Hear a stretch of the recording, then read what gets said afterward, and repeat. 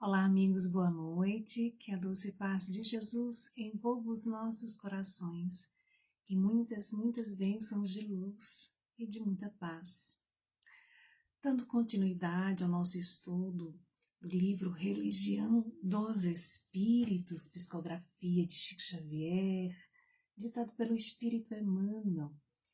E em cada capítulo, nós aqui lembramos, é apresentada uma questão de O Livro dos Espíritos.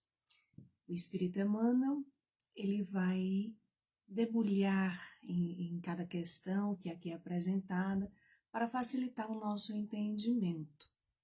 Então, lembrando que a nossa intenção é o incentivo à leitura de toda a obra e o incentivo também ao estudo do Livro dos Espíritos com uma ótica do Espírito André Luiz. Aliás, do Espírito Emmanuel, que nos traz muitas reflexões. E o tema que é colocado no capítulo 43 é intitulado Examinadores.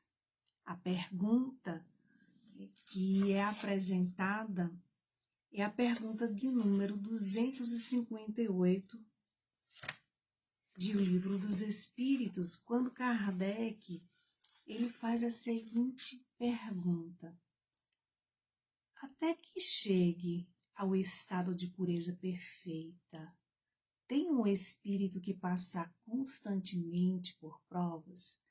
Será que temos que estar sempre passando provas, reencarnando? Até quando? Não é? Será que a gente tem até a gente alcançar a perfeição, que é aquele estado de felicidade, que é quando a gente não precisa vir mais a este mundo, de provas, de expiações, a gente precisa passar por elas? E os benfeitores respondem dizendo que sim, mas que não são como entendeis, pois que só considerais provas as tribulações materiais. Muitos ainda vê na prova que passa, nas tribulações, algo muito ruim, algo às vezes muito injusto, que não merece estar passando por tal situação, porque enxergam apenas pela visão material, pelo olhar que é aquele que acredita que a vida ela inicia no berço e termina no túmulo. Então, para esse que tem essa visão mais voltada para a questão material, realmente a sua limitação de entendimento é que é injusto passar por tantas provas, por tantas tribulações. Muitos dizem assim, eu não mereço porque eu faço tudo certinho, né? Eu não mereço estar passando por tudo isso não é justo, e fica sempre colocando ali, muitas vezes a conta de alguém, ou até mesmo de Deus, né? Deus não é justo, muitos dizem. Então, o que Emmanuel ele vai trazer para nós acerca dessa questão 258 de O Livro dos Espíritos? Qual é a lição que nós podemos extrair para nós? Quando ele já coloca como título do capítulo Examinadores. Emmanuel vai nos convidar a refletir quando inicia dizendo assim: observando a Terra do ponto de vista espiritual, podemos compará-la à imensa escola, com vários cursos educativos. Então, observando esse planeta do qual todos nós estamos habitando, com o olhar espiritual, a gente de fato vai entender que estamos numa grande escola onde a passar por várias situações, testes, provas, como oportunidade de aprendizado. E nesse olhar espiritual, de fato, a gente entende que está em uma grande escola. Todos estão matriculados neste planeta, então todos nós somos aprendizes, né, do Evangelho, aprendizes deste mundo. E aí Emmanuel vai continuar dizendo assim: o aluno inicia o aprendizado pelo número de matrícula. Então acontece mais ou menos assim.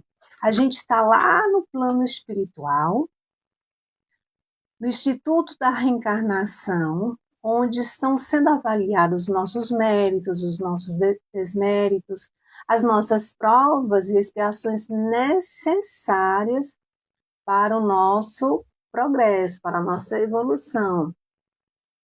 Então, ali no Instituto da Reencarnação, onde está sendo preparada o nosso retorno, digamos que seja ali onde está sendo efetivada a nossa matrícula, como Emmanuel diz aqui.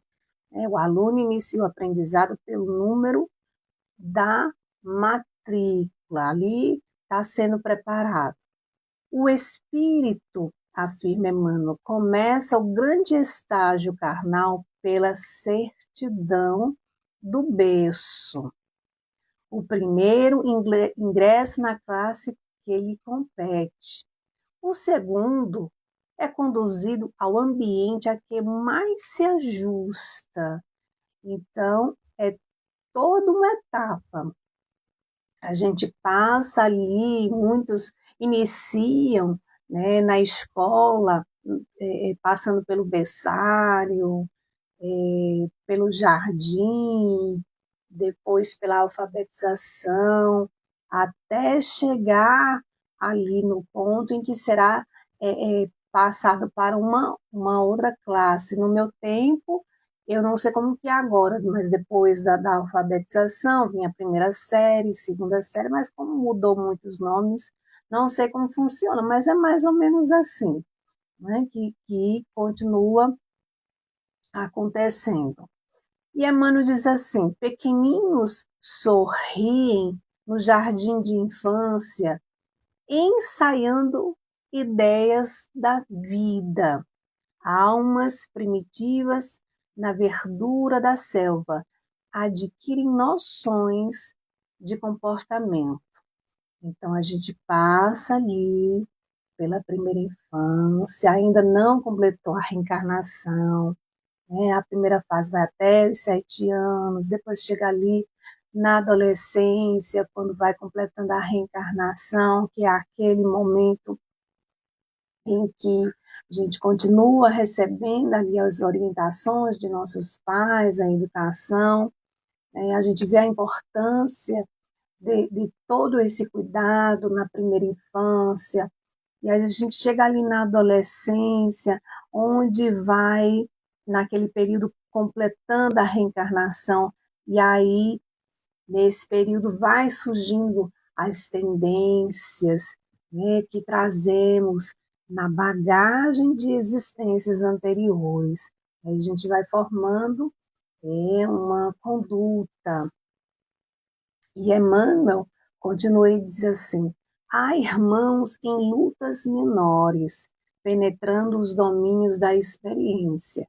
Ou seja, cada um de acordo com a sua evolução, com o seu entendimento. Se eu procuro, na existência que eu me encontro, me esforçar ao máximo por me melhorar, aproveitar bem a experiência reencarnatória, as lutas futuras, consequentemente, elas vão diminuindo, digamos assim, de peso, né? E Emmanuel nos lembra: existem jovens nos bancos da instrução intermediária, disputando conquistas mais altas, ou seja, se esforçando mais para passar de ano, digamos assim, a cada encarnação.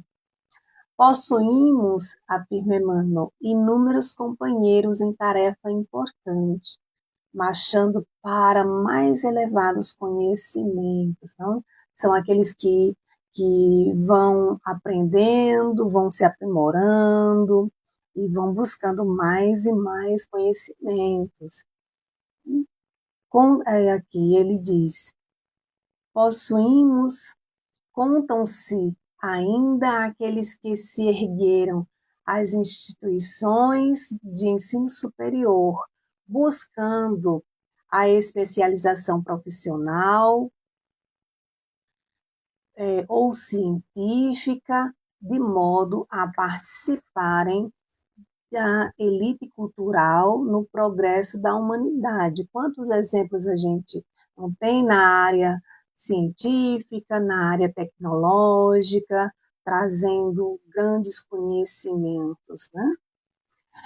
Vemos, igualmente, afirma Emmanuel, corações amadurecidos a transitarem na universidade do sofrimento, acesso ao escol da sublimação na espiritualidade vitoriosa. E aí a gente lembra do espírito Alcione, que já estava habitando no planeta de Sírios, não precisava mais voltar a este mundo de provas e expiações, porque pelas lutas, pelas suas experiências reencarnatórias, ela já tinha alcançado uma evolução que lhe permitia viver em mundos mais felizes. Mas ela ainda tinha um grande amor. Seu grande amor ainda precisava voltar, reencarnar neste mundo de provas e expiações. Então ela pede para voltar e ajudar esse seu grande amor, e outros amigos também faziam parte da convivência. Ela é alertada, mas ela permanece firme, e a gente vai ver no livro Renúncia, uma grande história, um grande exemplo, né? Tem uma parte até que ela nos lembra quando ela está conversando com o padre Damiano, que é uma das encarnações do Espírito Emmanuel, e ali eles conversando, e ela falando da importância de estudar o Evangelho, de meditar, que ele precisa ser meditado, ser sentido e, sobretudo, vivenciado. Ou seja, nos trazendo essa lição de como passar pela experiência encarnatória, de como passar pelas lutas, pelas dificuldades, com bom ânimo, com confiança, com resignação, com coragem, para vencer os obstáculos que a cada dia nos é apresentada, as lutas que nos são apresentadas diariamente. E temos também, evidentemente, o exemplo, o grande exemplo de Chico Xavier, nosso querido Chico, que ele também veio com a sua missão e ele passou por muitas dores, por muitas aflições, por muitos problemas de saúde sérios, um problema sério na visão, teve 2 infartos, passou vários problemas, mas sempre com bom ânimo, sempre com bom humor, sem lamentações, sem reclamações. E ele, como veio em missão, ele deixa para nós de que, independente da situação que a gente esteja aqui vivenciando nessa grande escola, é preciso confiar, porque Jesus, ele já tinha nos alertado: no mundo tereis aflições, mas tem de bom ânimo, disse o mestre. Eu venci o mundo, nos dizendo que nós também podemos vencer as nossas dificuldades, as nossas dores, mas por mais que pareça difícil, por mais que tenha dia que a gente pensa que não vai aguentar levantar, né, que as dores do corpo não vai deixar, mas quando a gente lembra desses exemplos, quando a gente lembra do Chico, né, do que ele passou, a gente se fortalece, a gente respira fundo e a gente diz, não, ele deixou o seu exemplo para a gente seguir. E aí a gente encontra coragem, a gente pede ajuda a Deus, a Jesus, para termos bom ânimo. Inclusive, teve até uma vez que um jovem se aproximou dele, conversando com ele, lamentando, reclamando, dizendo, Chico, eu não estou aguentando mais. É, é muito sofrimento, é muita dor, é só problema, a vida está muito amarga. E o Chico, com muito bom humor de sempre, ele disse aos jovens, ô meu filho, se a vida fica muito doce, dá diabetes. Então, é preciso ter um pouquinho de tempero, um pouquinho de amargo, um pouquinho de sal. Muitas vezes é preciso esse amargo no sentido de dificuldades, de dores, né? São temperos que a gente, com um novo olhar, é convidado a examinar, né, essas tribulações como oportunidade para a gente extrair lições para nós, para a gente aprender, para a gente ter bom ânimo e seguir a nossa caminhada confiante com Cristo Jesus. Mas Emmanuel continua e diz assim, pois, se te vês no círculo das grandes aflições, olha só, ou dos grandes problemas, é que já ascendestes aos centros de adestramento maior para a assimilação de virtudes excelsas. Significa dizer que se a gente já está aqui no mundo de provas e expiações, se a gente já está com a nossa coisinha que precisa ser erguida, levantada para a gente seguir com Jesus, como nos lembra o apóstolo Paulo, regozijai-vos, né? Agradeçamos a Deus a grande oportunidade aqui está. A gente está no mundo espiritual, doido para reencarnar e tem a oportunidade, renasce, e aí, como tem o esquecimento do passado, aí a gente diz, eu não lembro de nada, não lembro que eu prometi nada, né? Então, assim, está muito difícil. Mas quando a gente busca o olhar espiritual, a gente começa a entender que o que a gente passa é nosso, não é do outro. Então, se é nosso, abracemos a nossa cruz de cada dia e nos ergamos com bom ânimo, né?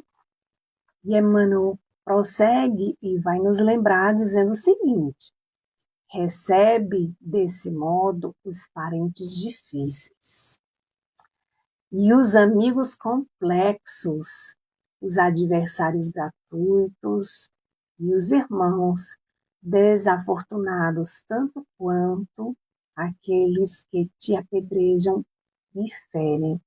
Olha o que Emmanuel está nos lembrando. É interessante que muitas pessoas, eu já ouvi dizer assim, parece que eu nasci na família errada, né? Parece que, nossa, fulano é muito diferente. Fulano está na nossa família, mas assim, é a ovelha negra da família. Não, está tudo certo. A gente se reúne com aqueles que nós precisamos. E sabe por que a gente se reúne? Porque a gente não resolveu as nossas encrencas lá no passado, a gente não reconciliou com o nosso adversário lá do passado, e aí o que é que aconteceu? A gente trouxe para o presente. nasceu dentro da nossa família aquele parente difícil, que nos convida a nos reconciliar, que nos convida a trabalhar a paciência, a tolerância, que nos convida a olhar para o outro e dizer: é meu irmão, é filho de Deus, é filho de nosso Pai maior, que de nós merece toda a compaixão e respeito. Não é? Por isso, Emmanuel diz assim: perseguem e caluniam perseguem e caluniam por examinadores constante de teu aproveitamento nas ciências da alma, por instrutores na luta cotidiana. Então, são adversários, são parentes difíceis que estão a nos examinar. Lança às vezes uma alfinetada, deixa eu ver se pega. Às vezes pega porque a gente está distraído muitas vezes, né? Emmanuel diz assim: cada um deles, hora a hora, te examina o grau de paciência e serviço, caridade, benevolência, perdão e fé viva, bom ânimo e entendimento. Quando Emmanuel diz assim: olha, cada um deles te examina na paciência, no serviço da caridade. A caridade no sentido como a entendia Jesus vai nos lembrar os benfeitores lá na questão 886 de O Livro dos Espíritos. Benevolência para com todos, indulgência para com as imperfeições alheias, perdão das ofensas. Então, trabalhar a benevolência, fazer o bem, desejar o bem, orar por aquele outro que é difícil, que a gente tem uma certa dificuldade de nos aproximar, orar pelos que nos perseguem, pelos que nos caluniam, pelos que sofrem, que são ligados a nós, direto ou indiretamente, ou seja, desejar o bem ao outro é exercitar a benevolência. Uma vez exercitando essa virtude, a gente acaba conquistando. Então, a gente vai passando a olhar o outro, a examinar o outro como um irmão, como um filho de Deus. Trabalhar a indulgência é aceitar o outro exatamente como ele é, com suas falhas, com seus defeitos, compreendendo também que nós temos as nossas falhas, nós temos os nossos defeitos e está tudo certo. Porque não dá para procurar perfeição no outro se a gente não é perfeito. Aliás, nós estamos no mundo de provas e de expiações, nós não estamos num mundo, num planeta de felicidades. Então, faz parte, né, de a gente encontrar aquele outro que traz alguma dificuldade, porque nós também trazemos. E ele traz aqui o perdão. O perdão, ele diz respeito a nós.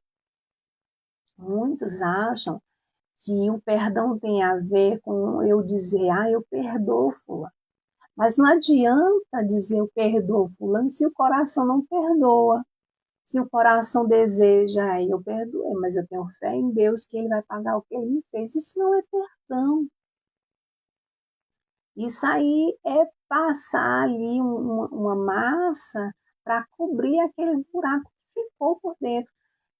Quando eu digo que eu não consigo, que é muito difícil, que eu não consigo perdoar, eu estou dizendo que eu não estou conseguindo me perdoar por eu ter permitido cair naquela armadilha.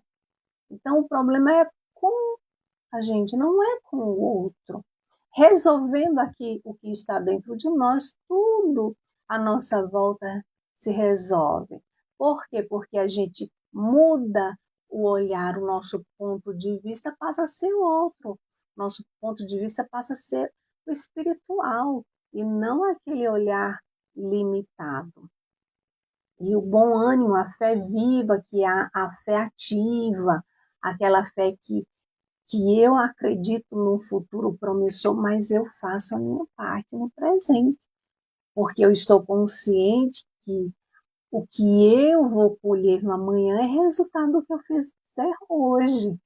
Então eu confio, é confiar que o que eu estou fazendo vai dar bons frutos. O esforço que eu estou fazendo, né, no amanhã eu vou colher melhores frutos do que eu colhi no dia de hoje. Então, o nosso futuro, às vezes a gente coloca algo para muito mais adiante, mas o nosso futuro é o hoje. O amanhã, quando chegar amanhã, já não é mais futuro. Então, o nosso futuro é o que a gente faz hoje. O que a gente vai colher amanhã já é o resultado, já é a consequência. E Emmanuel ele vai terminar dizendo assim, e lembrando de que o próprio Cristo sofreu ironia e espancamento entre eles no dia da cruz.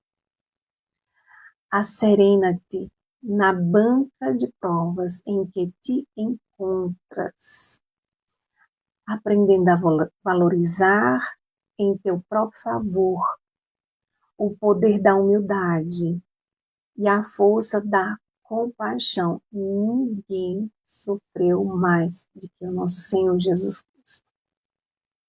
Ninguém. E nos deixou o seu grande exemplo. Ele é o nosso modelo e guia para seguir. E ele nos ensinou, não só através da fala, das parábolas, das suas histórias contadas, mas sobretudo na sua vivência, porque era isso que ele estava deixando para nós. A importância de vivenciar, de exemplificar, porque a gente não convence o outro pelas palavras. Aliás, Emmanuel vai nos lembrar no livro Correio Fraterno, ao dizer, olha, as palavras podem até convencer, mas só o exemplo arrasta. Só através do exemplo que nós alcançamos outros corações. Emmanuel, quando diz aqui, em teu próprio favor, o poder da humildade. A humildade é uma virtude que tem um poder extraordinário. Certa feita, um amigo do Chico perguntou ao Chico qual o caminho da humildade. O que eu tenho que fazer para conquistar a humildade? E o Chico respondeu, aprenda a esquecer-se. A esquecer de pensar só na gente. Ou seja, esquecer o egoísmo, o orgulho, pensar mais no outro, trabalhar mais a favor do outro, à medida que trabalhamos em favor do outro, nós estamos trabalhando para nós mesmos, para o nosso favor. À medida que eu faço o bem ao outro, a mim eu faço.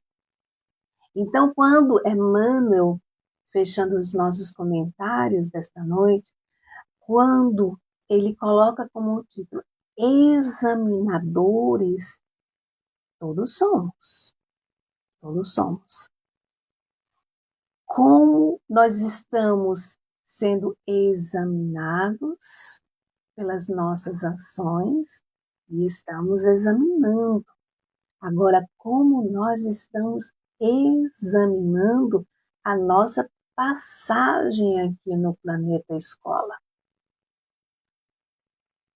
como nós estamos examinando a nossa experiência física. Kardec vai nos lembrar, inclusive, no Evangelho segundo o Espiritismo, ali no capítulo 2, que tem 5 pontos de vista. Ele vai nos lembrar que aquele que se coloca pelo pensamento na vida espiritual, a vida corporal não é mais do que uma passagem, uma curta estação num país ingrato.